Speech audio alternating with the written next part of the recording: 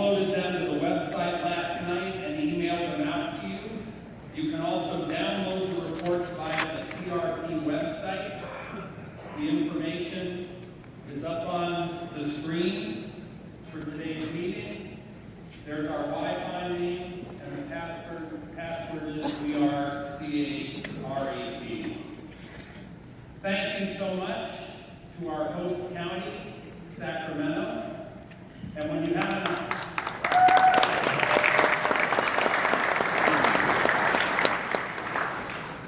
And when this meeting is over and you're on your way out, I'd ask you to take a minute and say thank you to the men in black and the Sacramento Police Department who have provided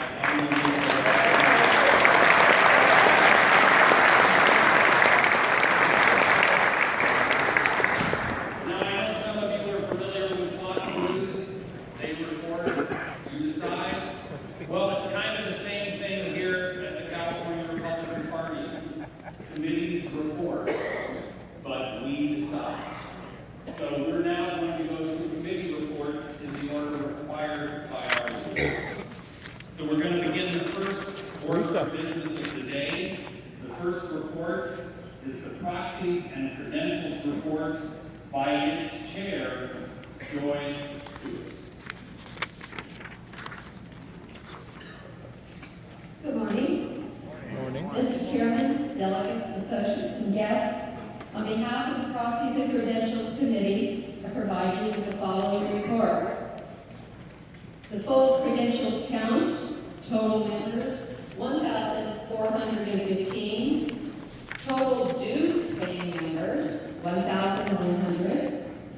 The quorum required is 398. The total number of proxies that were received, 379. The total ballot proxies, 243. This is great. Toward the quorum, which is required of 398, we have members registered 795. We have total ballot proxies, 243, giving us a total toward quorum of 1,038. As to the registration, we have 795 members registered, 80 associates are registered, and 476 guests are registered, giving us a total of 1,384. Mr. Chairman, on behalf of the Proxies and Credentials Committee, I move adoption of this report. Incredible. Mark. There's a motion. Is there a second? State your name so we get it in the record. Been moved and seconded. Somebody raised. Yes. Mr. Frank. Steve Frank, microphone number 4. As a past parliamentarian of this organization, I'm a firm admirer and respecter of the bylaws of the organization. And actions have consequences. And there is a bylaw section, I'm sure Ms. Osborne is now going to look it up, the section that deals with delegates that oppose the nominees of the Republican Party. Thanks to Proposition 14, we do not have nominees for Assembly, State Senate, or Congress. But we did have one nominee on the November ballot for office, partisan office, and that was Donald J. Trump of New York. He was the official Republican nominee on the ballot. Now, the section that I'm referring to discusses the fact that you can't, as a delegate, be seated if you are also an opponent of a Republican nominee, or you could be censored for some other action taken. So my question to the Proxies and Credentials Committee is this: are you now going to set a precedent that delegates no longer have to be supportive of the Republican nominee for partisan office? So, Mr. Frank, I'm familiar with the bylaw section you raised.